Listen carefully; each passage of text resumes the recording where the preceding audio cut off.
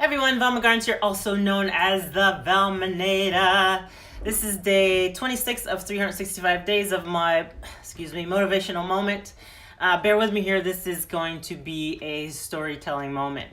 I have been seeing a chiropractor for most of my adult life.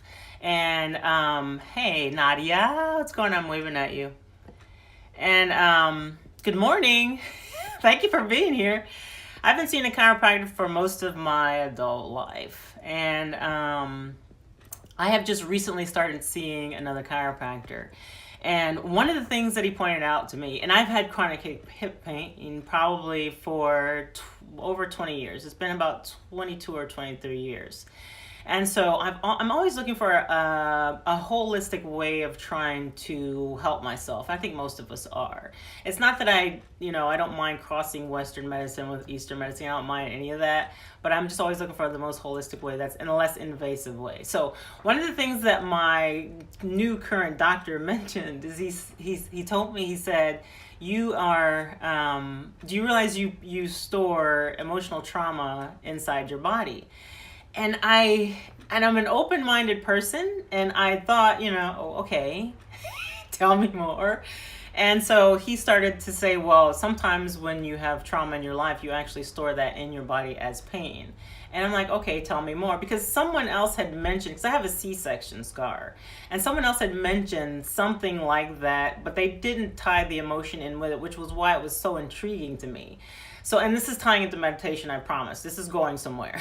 I don't want you to think I'm just telling stories. So I started to really think about it, because before he even talked about my C-section scar, and the only reason why he knew about it was because he started asking me about traumatic events in my life. And so I was like, well, this and that and that and that and this and that and the other happened. And then he stopped at the C-section scar. And, there's this whole traumatic event that happened with the birth of my youngest son, which I never really talked about because I thought I didn't want him to feel like it was his fault that I was in this chronic pain. So I just never really talked about it because I didn't want him to blame himself. So it was just this big ordeal of something I was completely undiagnosed with. And I had landed in the hospital in an emergency situation, and then they told me, they're like, you have to be here for 6 weeks and you have to be on total bed rest. And I was like, really? This is not happening to me right now. And so probably the only time my husband denies this now. Yeah. Thank you. Yeah, I think every woman has a traumatic event too. It's just being a woman. I don't think it's anything that we talk about. So anyway, I had to be on hospital bed rest for like 6 weeks, and then the 6 weeks went by, and then, so they were going to take the baby, and then they ended up taking the baby, and it just ended up being just one, violent, ridiculous thing after another where I had to have a hysterectomy, and then I was bleeding out, and then I had to have a blood transfusion, and there's just all these different things. Of course, he was born early, so he was a preemie, and so I had to be in there after that. And so it's just all these different things, but I hadn't realized that I was storing pain around my hips or, inside of the scar.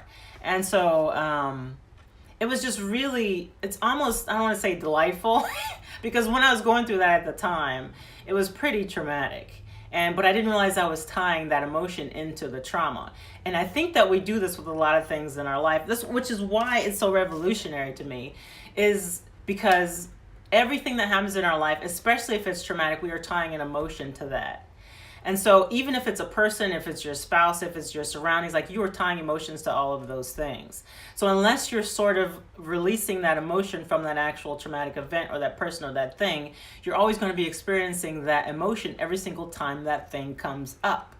And this may be so woo-woo for you, but I was just I was thrown away. Here's why I'm blown away by this. And this chronic pain has been happening for me for a really long time, and it didn't take me long to be seeing this guy before it started to reverse. Like, I literally have to sit down and think about which hip had the most pain for me, because this is how much he's untying everything for me.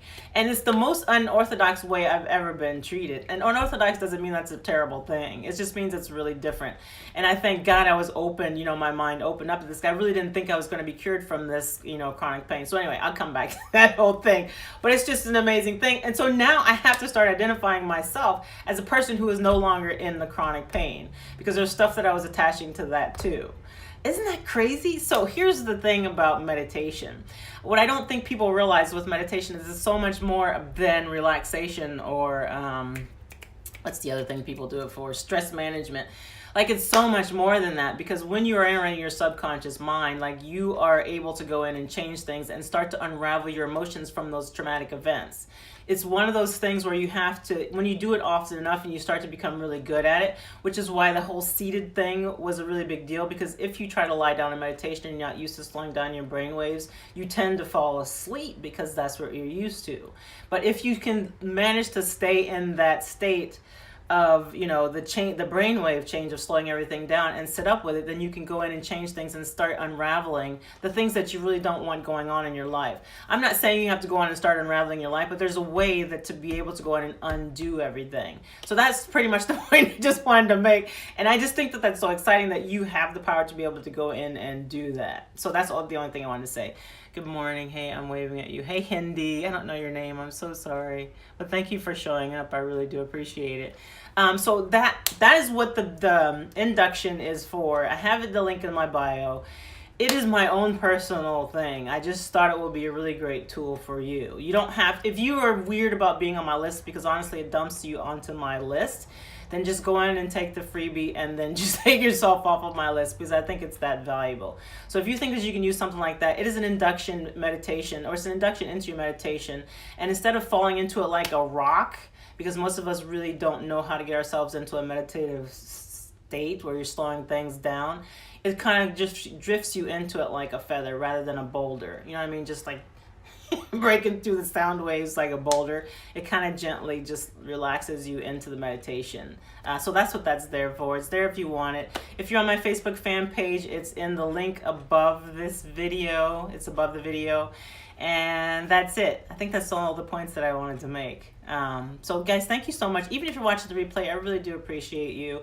I appreciate all your DMs, the personal conversations you guys are having. Like, I really appreciate so much. I didn't know the whole, you know, anxiety and depression thing. I'd been going through that for like a really long time. I didn't know that that was going to hit a nerve with people, and so there's a lot of people. I'm just glad that there's a face to it, because a lot of people didn't think Anthony Bourdain or the Kate Spade either was suffering with that. But I think if you don't talk about it, or if you don't know what it looks like, it's very difficult. It's easy to get by, and we're all consumed in our own lives that we don't really notice about, you know, we just believe what people tell us. But if you know what to look for, it kind of can make a huge difference. But I'm glad it resonated with people. I really do appreciate that. So, thank you. Thank you. Yeah. No problem. Thank you for being here. I'm going to end this video because, you know, I'll just keep talking. I'll see you tomorrow. Bye.